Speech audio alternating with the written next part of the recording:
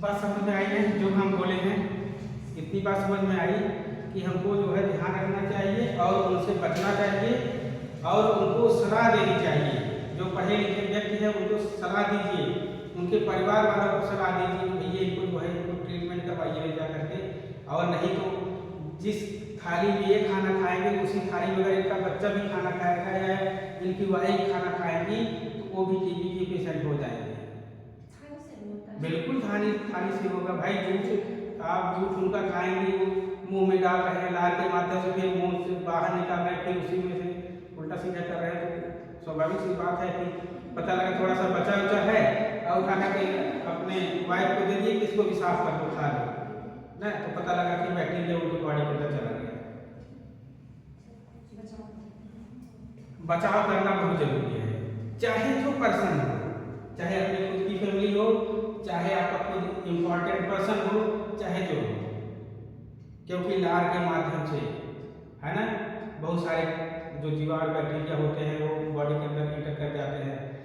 अपने पर सबसे बड़ी बात ये होनी चाहिए जो न्यू बार में भी होता है, छोटा बच्चा होता है, छोटा शिशु होता है, बहुत से लोग हैं दौड़ी दौड़ी चले आएंगे और क्या करेंगे, छोटे से बच्चे के मुंह में अपना मुंह सटा करके उसको किस करने लगते हैं।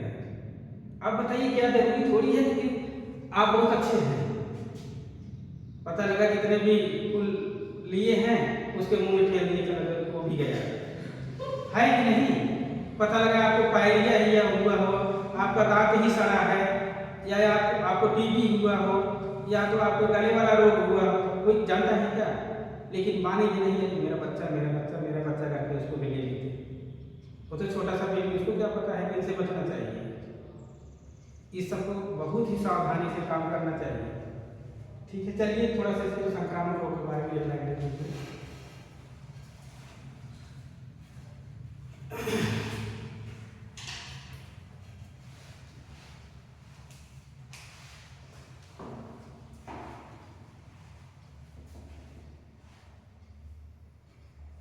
लिखिएगा, संक्रामक रोग एक ऐसा रोग है, संक्रामक रोग एक ऐसा रोग है जो किसी एक व्यक्ति से संक्रामक रोग एक ऐसा रोग है जो किसी एक व्यक्ति से दूसरे व्यक्ति तक प्रत्यक्ष या अप्रत्यक्ष रूप से पहुंच जाता है।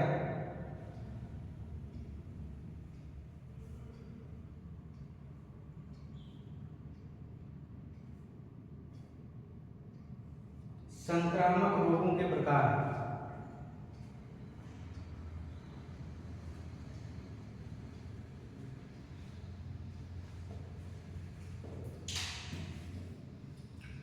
संक्रामक रोग दो प्रकार के होते हैं, एक है सांस्कृतिक रोग और दूसरा है संचारित रोग।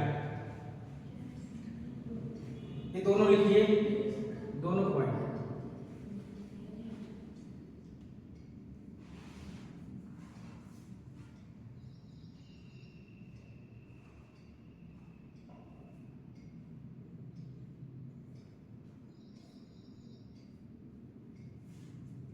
नीचे सीखिएगा, सांसर्गिक रोग वह रोग है, सांसर्गिक रोग वह रोग है जो रोगी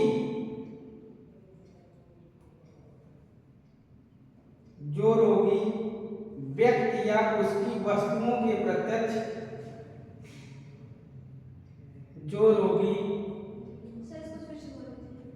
सांसर्गिक रोग वह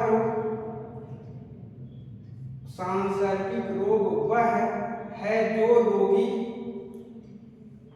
सांसर्गिक रोग वह है जो रोगी व्यक्ति या उसकी वस्तुओं के प्रत्यक्ष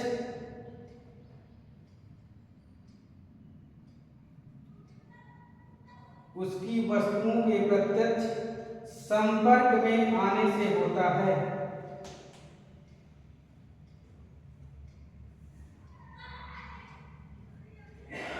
जबकि जबकि संचारी रोग जबकि संचारी रोग भोजन जलवायु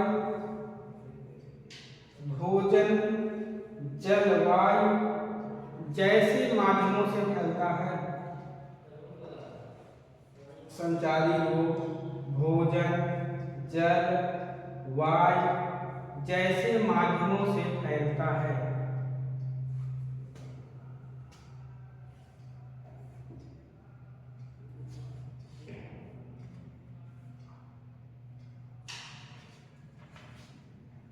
आगे लिखिएगा संक्रामक रोगों की विशेषताएं। संक्रामक रोगों की विशेषताएं। संक्रामक रोगों की विशेषताएं।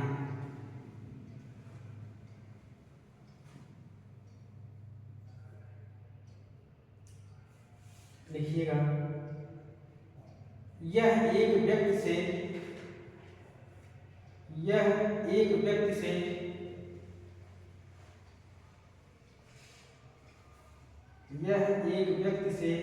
दूसरे व्यक्ति को शीघ्रता से लग जाता है। यह एक व्यक्ति से दूसरे व्यक्ति को शीघ्रता से लग जाता है।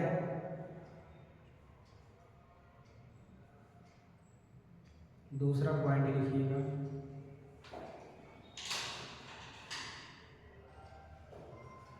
विभिन्न रोगों के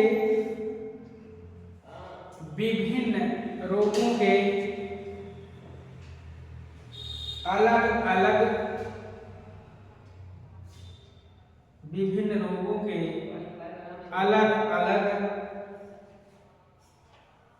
जीवाणु होते हैं।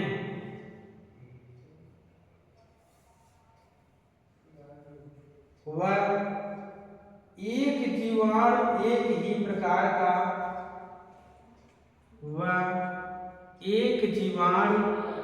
एक ही प्रकार का रोग फैलाता है।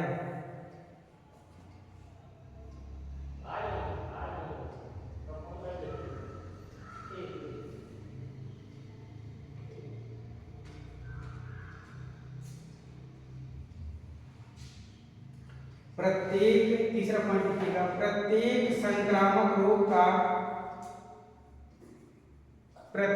संक्रामक रोग का उद्भवन समय होता है। आगे इसी में लिखिएगा यह समय जीवाणु के शरीर में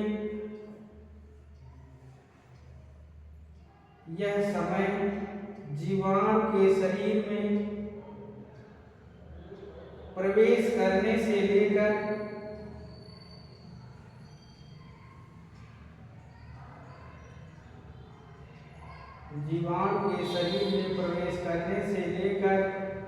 रोग के लक्षण प्रकट होने तक होता है।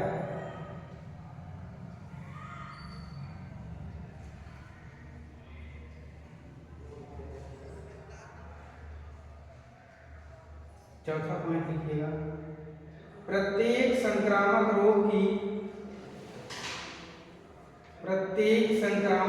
की एक विशिष्ट अवधि होती है। प्रत्येक संक्रामक अवधि की एक विशिष्ट अवधि होती है। पांचवा पॉइंट लिखिएगा सावधानियां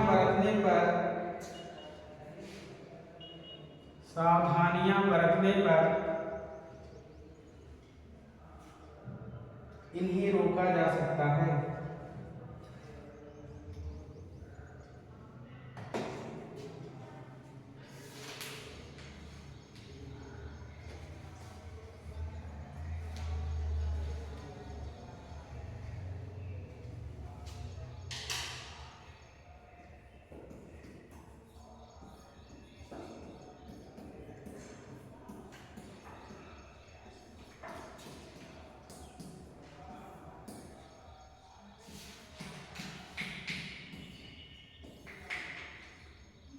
वायु द्वारा संवाहित रोग।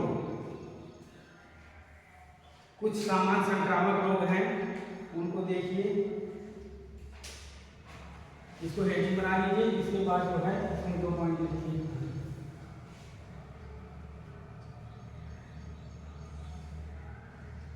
वायु द्वारा कैसे संक्रामक होगा?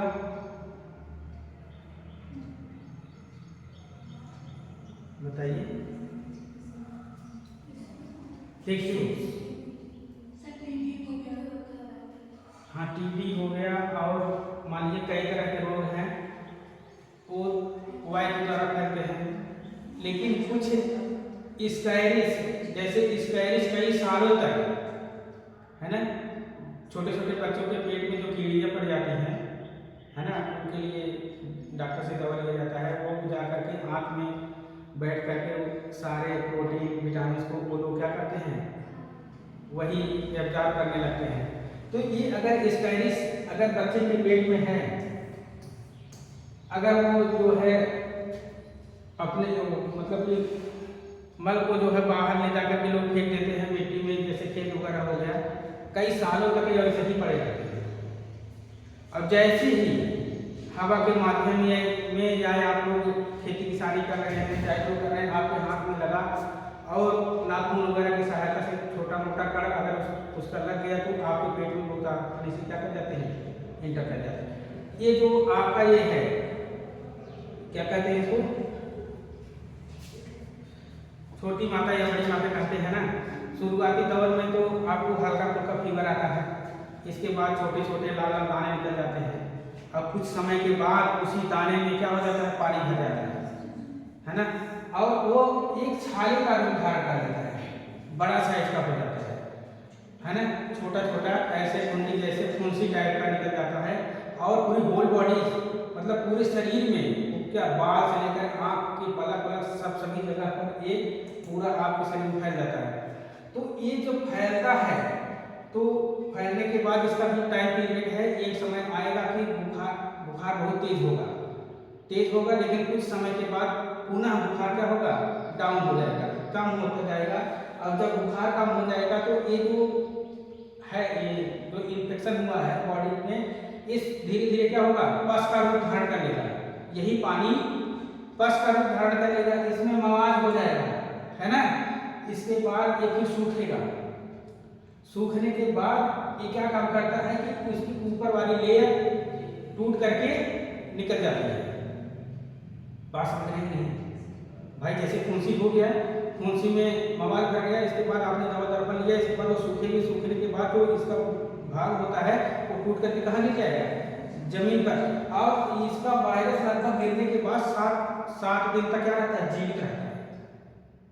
और यदि हवा के माध्यम से फिर किसी व्यक्ति के ऊपर गया तो फिर यह अटैक कर देगा, है ना। तो इससे क्या होना चाहिए, उस व्यक्ति को एक कमरे में बंद करके रखना चाहिए, और जो वस्त्र यूज किया है उस वस्त्र को, यदि रोगी ठीक हो गया है, उस वस्त्र को पूरा लपेट कर ले जाकर के सूखा कर देना चाहिए, जला देना चाहिए, ताकि उसका जो वायरस है, जो इसकी घुंडियां बनी थी वो टूट करके नीचे गिरी है, वो जल करके नष्ट हो जाए। अगर वैसे ही आप इसे छोड़ देंगे तो एक दूसरे के ऊपर क्या करेगा, अटैक करेगा। पपड़ी, इसकी चमड़ी जो होती है पपड़ी टाइप पकड़ बंद करके छोड़ देती है बाद में, है ना। और वो क्या है, फिर बहुत कई दिनों तक वो जो गड्ढे हो जाते हैं वो भरता नहीं है, हल्का फुल्का जो जिसको चेचक निकल जाता है, तो वो जो जहाँ बड़े बड़े दाने छाले पड़ जाते हैं वो वैसे निशान बन जाता है। पहले के लोगों में बहुत ज़्यादा होता था, लेकिन अब के लोगों में बहुत कम हो गया। क्यों? क्योंकि इसकी वैक्सीन आ गई है, वैक्सीन लग जाती है तो ये प्रभावी नहीं हो पाता है। तब पर धीरे धीरे केस में पहले जो लोग वैक्सीन वगैरह लगवाते थे, नहीं काम किया था, करता था, निकल जाता था। अब तो बहुत कम सुनाई देता है कि किसी को हुआ है, रेयर केस में होता है और बाकी को नहीं होता।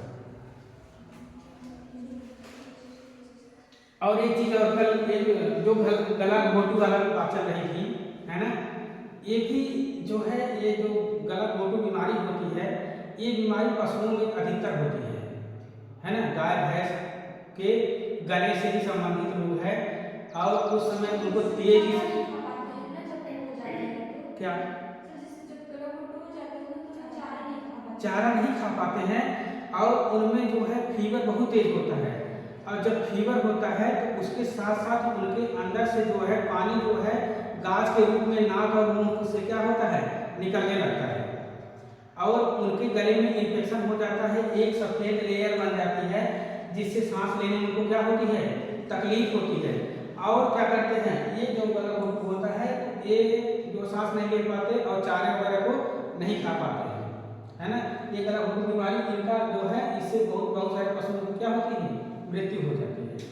और अगर सही ढंग से उपचार हो गया तब डॉक्टर आ गए दे दिए दवा हुआ तो सही हो गया, नहीं तो मरना निश्चित हो जाता है। और इनका टाइम पीरियड है ये जुलाई अगस्त में ही ये रोग बहुत ज़्यादा फैलता है। पहले तो गांव में जाकर के वेटनरी डॉक्टर होते थे वो जाकर के टीकाकरण वगैरह लगाते थे, लेकिन अब लगाते आते हैं। हाँ, और जब ये रोग होता है तो इतना इनके श्वास नली इतनी इनकी वो इन्फेक्टेड हो जाती है कि जब ये सांस लेते हैं तो घर घर की आवाज़ आती है ना। मतलब कि बहुत कम मतलब सांस नली में जगह बहुत कम रह जाती है और कहीं स्वेलिंग और ज़्यादा हो जाता है तो उसी समय इनकी क्या होती है क्या कहाँ तक पहुँचे आप लोग? वाय द्वारा संभावित रोग लिखिएगा इसमें एक लाइन। कुछ रोग जिनका संक्रमण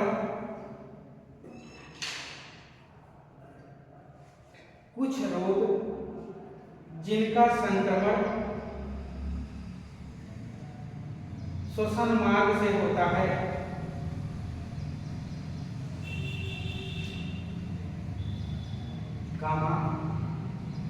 वायु द्वारा संवाहित रोग कहलाते हैं।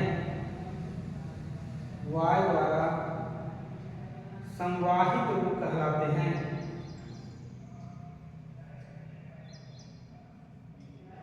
क्योंकि वायु के साथ ही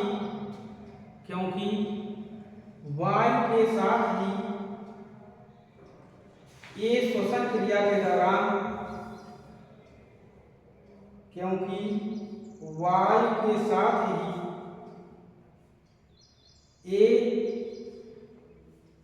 क्रिया के दौरान शरीर में प्रवेश कर जाते हैं।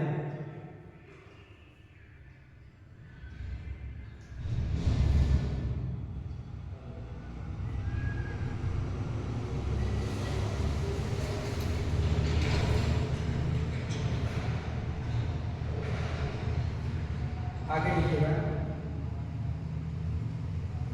क्या लिखिए आपको प्रवेश कर जाते हैं। आगे लिखिए पैराग्राफ चेंज करके या तो इसमें 2 पॉइंट डालिए। सीधे बिंदु संक्रमण ये लिखिएगा वायु द्वारा संक्रमण कई प्रकार के होते हैं, इसमें लिखिएगा सीधे बिंदु संक्रमण। बुक में दिए 2 पॉइंट डालिए।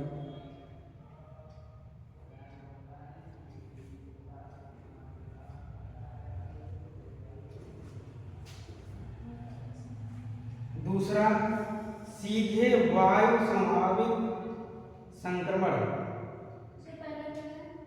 सीधे बिंदु संक्रमण लिख दे क्या बुक है बुक क्या लिख रहे हैं हाँ हेडिंग बना लीजिए। दो लिख लीजिए पॉइंट में सीधे बिंदु संक्रमण और दूसरा लिखिएगा सीधे वायु संवाहित संक्रमण। 2 लिखिए सीधे बिंदु संक्रमण डायरेक्ट ड्रॉपलेट इन्फेक्शन और सीधे वायु संभावित संक्रमण लिखिएगा डायरेक्ट एयरबॉर्न इन्फेक्शन।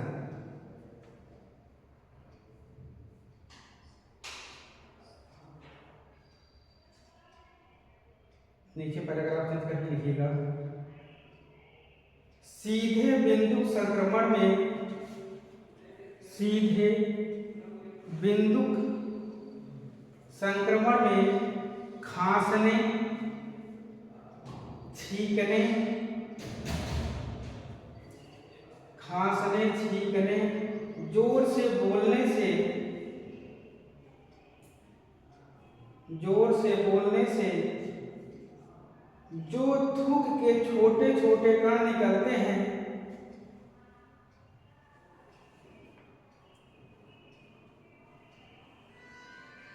जोर से बोलने से जो थूक के छोटे छोटे कण निकलते हैं,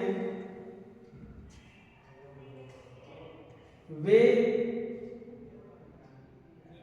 2 से 3 फुट तक के फासले से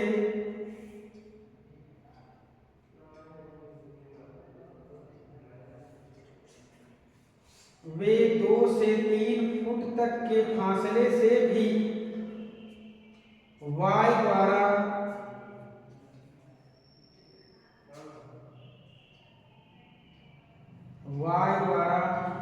संवाहित होकर पास के व्यक्तियों को संक्रमित कर देते हैं। पास के व्यक्तियों को वायु द्वारा संवाहित होकर पास के व्यक्तियों को संक्रमित कर देते हैं।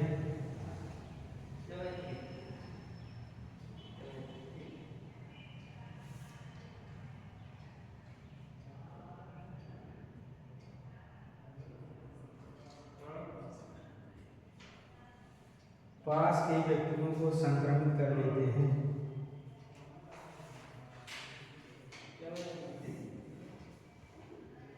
पैराग्राफ तक लिखिएगा नीचे से। सीधे वायु द्वारा संवाहित होने वाले रोगों के, सीधे वायु द्वारा संवाहित होने वाले रोगों के जीवाणु धूल कणों के माध्यम से, सीधे वायु द्वारा संवाहित होने वाले रोगों के जीवाणु धूल कणों के माध्यम से, धूल कणों के माध्यम से स्वस्थ शरीर में पहुंच जाते हैं।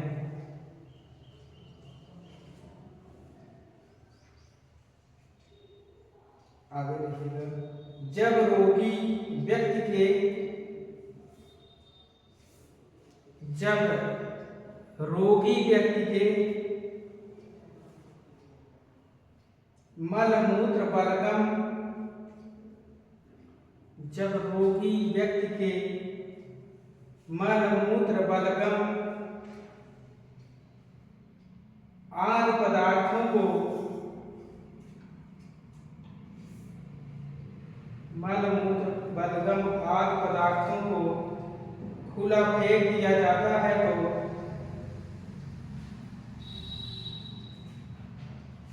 खुला फेंक दिया जाता है तो ये सूख कर वायु में मिल जाते हैं। ये सूख कर वायु में मिल जाते हैं और वायु के धूल कणों के साथ,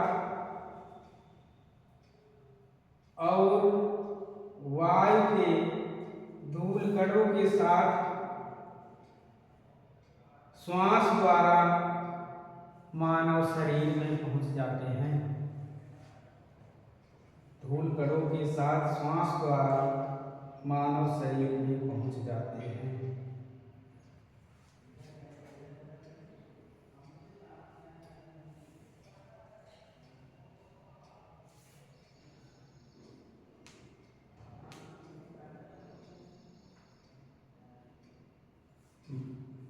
हो गया? देखिएगा, वायु द्वारा संवाहित प्रमुख रोगों में पहला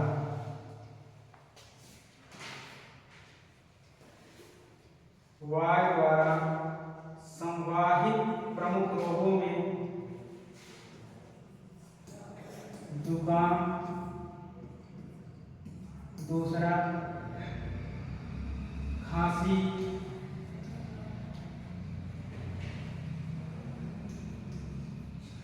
तीसरा इन्फ्लुएंजा, जुकाम, खांसी, इन्फ्लुएंजा, चौथा चेचक,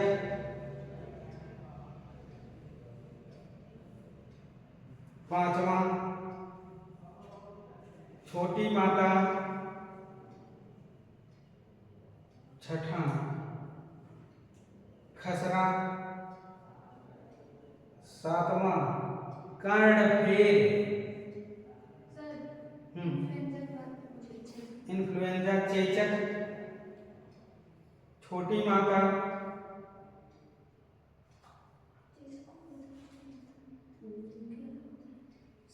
हाँ चेचक को ही बोलते हैं ना, छोटी माता बड़ी माता की अलग होता है। हाँ हाँ, इसी को तो बोलते हैं, इसको बोलते हैं एक स्मॉल पॉक्स, चेचक को जो जिसको बड़ी माता कहते हैं, या एक को कहते हैं चिकन पॉक्स। छोटी माता और बड़ी माता अलग अलग से पढ़ाया जाएगा, दोनों के वायरस थोड़ा अलग है।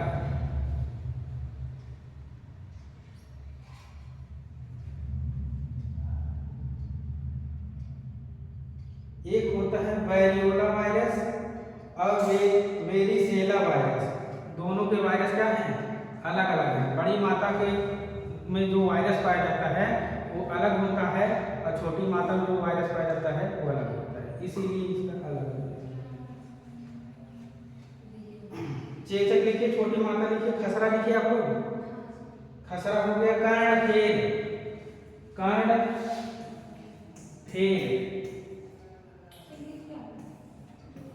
कर्णफेर एक बीमारी है जो यहाँ पर हम लोगों के अंदर पायरोटिड ग्लैंड पाई जाती है। इसमें इन्फेक्शन होने की वजह से ये वाला भाग क्या होता है, फूल जाता है, जिसको हम लोग देहाती भाषा में, हिंदी भाषा में क्या क्या कह सकते हैं, गलसुआ रोग नहीं कहते थे।